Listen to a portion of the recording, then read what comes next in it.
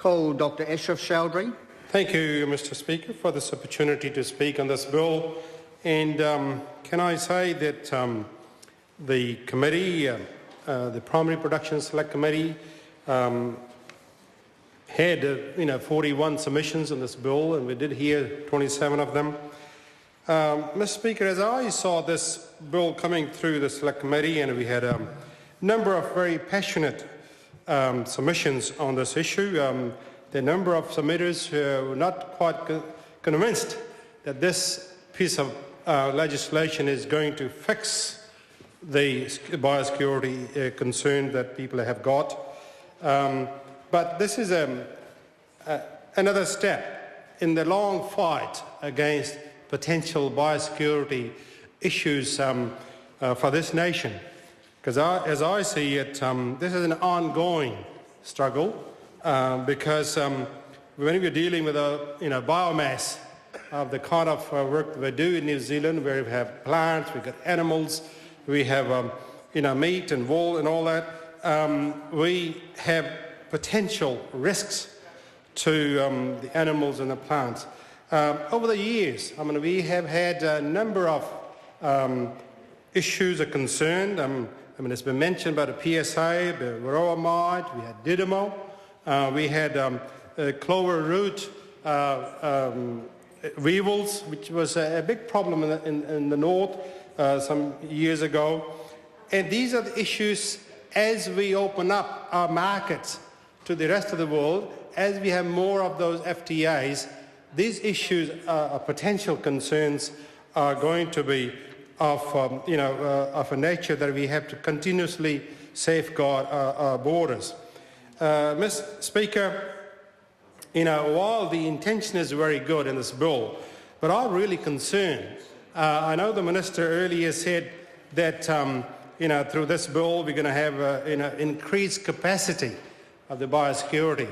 I'm not sure, given that the ministry already lost 55 jobs a couple of years ago, whether we are really ready for, for example, the Rugby World Cup is coming. We're going to have potentially 80 to 100,000 people coming to New Zealand. And as my colleague Damien O'Connor earlier said, we're going to have a whole lot of people coming from Australia. And where we got now, the smart gate, the so-called smart gate. While I agree that we need something like smart gate for people, but when it concerns the biosecurity, I'm not convinced that a whole lot of people could come here, with bag in hand and not going through the screening and all that. And I'm really concerned because there are a lot of people who might be in nice suits and all that, but people do make mistakes. There could be, apple here or banana there in the bags which they have not declared. And that's a potential concern. With SmartGate, it's already, I think we had a sort, over last year we had some figures about, how many incidents that they had actually got, after the SmartGate. We're still waiting for the information from the ministry. And I hope, next time we have the opportunity, we do ask them, tell us how successful in terms of biosecurity. How successful is this, a smart gate? I have a concern, really, that when people come through, they are people with good intention, but there's no way knowing what sort of biomaterial they might be bringing in the country, coming from Australia. And as we, our business improves, as we know, the card numbers, for example, are gone up back to the 2008 numbers coming in the country, and we got a whole lot of the ballast water in the ships. And we got these cars coming in. I'm not sure, with the number of, biosecurity staff cutting down, whether we've been able to match with the volume of the trade coming in, that we nearly now need to increase, in my belief. We got to go back to the numbers that we had, because the number of people coming now has gone up back to the old numbers, and now with the Rugby World Cup coming in, the people coming in here, there's going to be need for more biosecurity staff at our entry points. So, Mr. Speaker, this is a bill which, as my colleague said, we will be supporting at this stage, but certainly we are in discussion with industry, because they're a bit concerned, particularly with the government-industry partnership, or this agreement the Minister talked about, and I think there are some concerns. Some of these industry are saying, well, look, it's not good enough.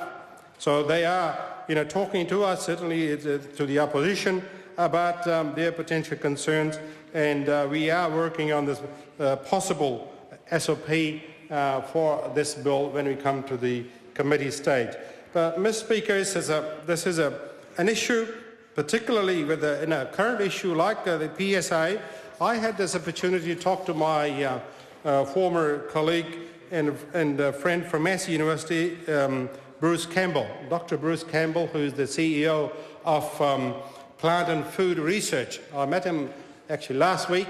They happened to meet at the airport, as we often do, and he was telling me that this PSA in the Bear Plenty, that area is still a serious concern, and it is a concern for years to come. In fact, I had a good discussion with him about what's the status now, how he foresees the future. He clearly, still, they're doing some research on this, because they still can't figure out how this organism, this bacteria, has come to New Zealand, where it has come from. Nobody's sure yet, and they're looking into this, but he tells me that it's going to be years before we are going to be able to actually overcome this issue in New Zealand, because they had, in Italy, for example, they had a big loss of wines. Of course, we have this concern with the total rain in this area, again with topography in the area. So there is a number of issues that they're going to have to look at it. And he was certainly, Dr. Campbell, were concerned about that this issue is going to be a serious concern for the growers in that area in the years to come. And, Mr. Speaker, it's a real concern for me when the Minister thinks that this issue is going to increase. This bill is going to increase the capacity of the government. When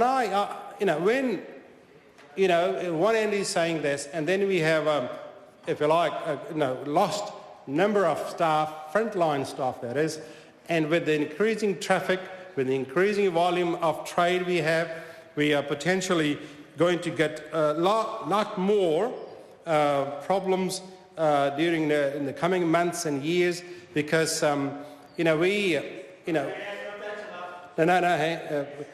Speaker, this is something we got to, I think my colleagues, what he's really saying at the other side is this is an issue we normally work very, very well in the committee, in the Primary Protection Select Committee.